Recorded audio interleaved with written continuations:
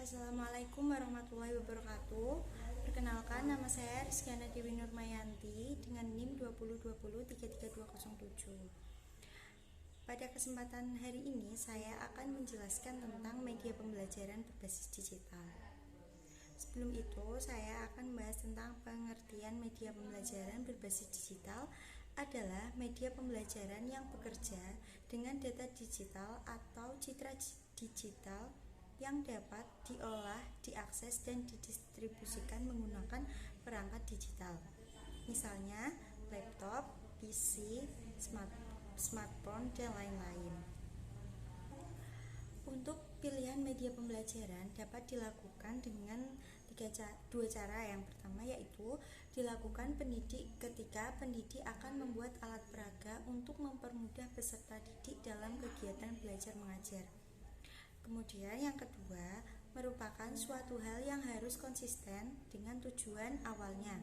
Selain harus konsisten, pemilihan media pendidik juga harus menakar kemampuan apakah dia bisa menguasainya atau tidak.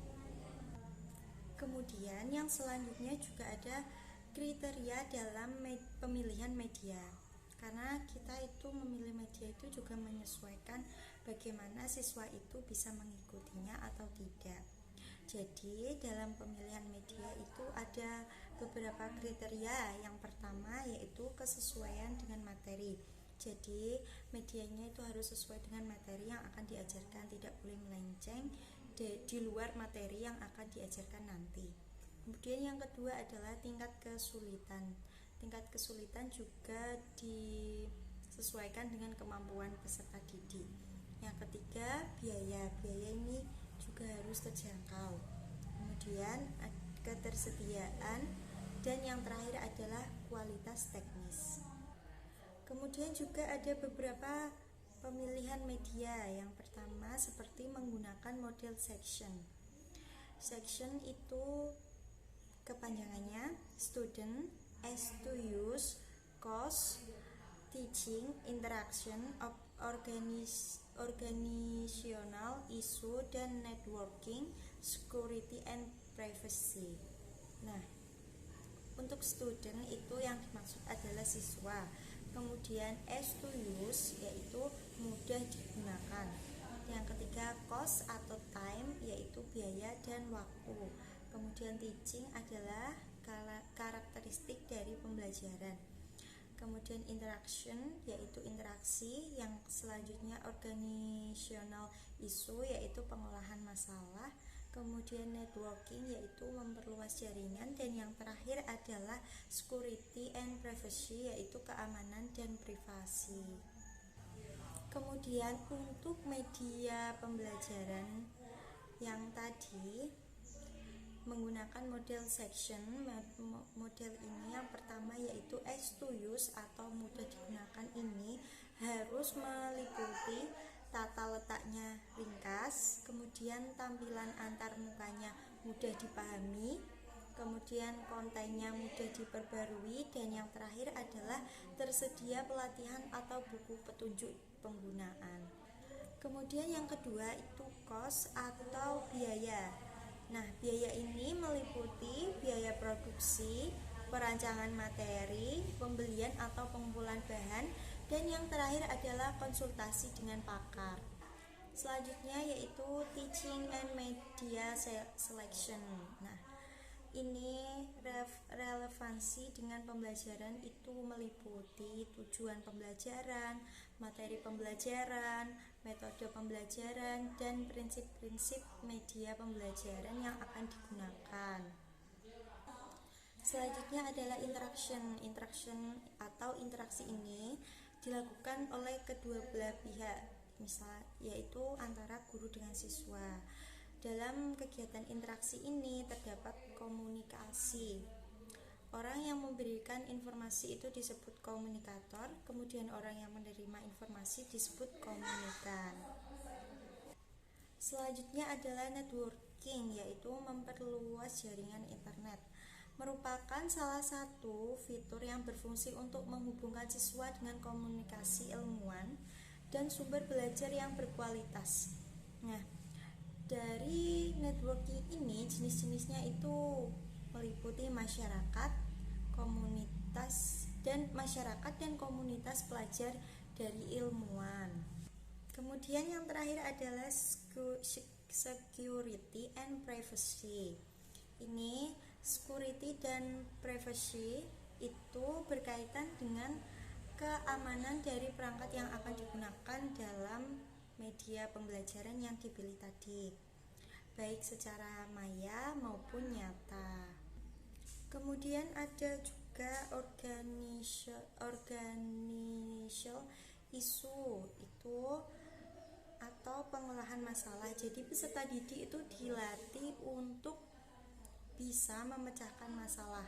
Nah, dari pengelolaan masalah ini meliputi dengan kompetensi warga sekolah, fasilitas pendukung, dana untuk pengembangan media, dan kreativitas dalam mengajar. Kemudian untuk model yang kedua yaitu rencana pembelajaran model ASUR. Nah, ini terdiri yaitu kepanjangannya Analysis, Learners, Stats and Objective, Select, Strategi, Teknologi, Media dan Materials, Utilize, Teknologi, Media and Materials, Require Learners Participation, Evaluate and Revise. Itu adalah kepanjangan dari model belajar ASUR. Yang pertama tentang analis learners. Itu terdiri dari karakteristik umum, kecakapan dasar, gaya belajar, motivasi, dan fisiologis. Kemudian yang kedua yaitu stat standar and objective. Ini meliputi audiens. Audiens itu pernyataan tentang karakteristik siswa yang menjadi sasaran pembelajaran. Kemudian yang kedua adalah behavior, merupakan kemampuan baru apa yang akan dimiliki siswa. Kemudian yang ketiga adalah condition. Condition itu kondisi lingkungan dan peralatan tersebut. Kemudian yang terakhir adalah degree, yaitu tingkat akurasi atau kefasihan yang harus dicapai siswa dalam kompetisi tertentu. Kemudian selanjutnya adalah select strategi, teknologi, media and materials. Ini meliputi 3. Yang pertama yaitu memilih strategi pembelajaran, kemudian memilih teknologi dan media pembelajaran, dan yang terakhir adalah memilih materi. Dari select strategi, teknologi, media, and materials ini juga disesuaikan dengan peserta didik apakah mampu untuk menjalankan model pembelajaran ini. Kemudian yang selanjutnya adalah utilize teknologi, media, and materials. Itu meliputi part tinjau teknologi, media, dan materi, kemudian persiapan teknologi, media, dan materi, kemudian persiapan lingkungan, persiapan siswa, dan penyediaan pengalaman belajar. Selanjutnya yaitu require learner participation atau partisipasi siswa. Ya, partisipasi siswa itu merupakan kunci keberhasilan dari sebuah proses pembelajaran. Karena kalau tidak ada partisipasi dari siswa, mungkin kegiatan pembelajaran tidak akan berlangsung dengan baik. Karena karena kalau tidak ada partisipasi siswa itu pembelajaran menjadi pasif. Kemudian yang selanjutnya adalah student center learning. Itu caranya meliputi 1. Menggunakan media yang melatih produktivitas dan kreativitas. Kemudian yang kedua, menggunakan media komunikasi untuk meningkatkan interaksi siswa dan mengajar. Dan yang terakhir adalah melaksanakan aktivitas belajar yang mendorong partisipasi siswa dalam mencari dan melaporkan informasi terkait topik dari pembelajaran yang telah diajar. Selanjutnya adalah evaluate atau evaluasi. Evaluasi ini untuk melihat kemajuan atau kompetisi yang telah dicapai selama mengikuti proses pembelajaran. Menggunakan observasi perilaku siswa, memberikan tes, menilai hasil kerja siswa, dan menilai siswa dalam melakukan suatu kegiatan. Kemudian yang kedua, evaluasi strategi. Media dan materi dapat dilakukan dengan teman sejawat dan siswa yang telah mengikuti proses pembelajaran sebelumnya, memberikan masukan terhadap rancangan pembelajaran yang telah dibuat.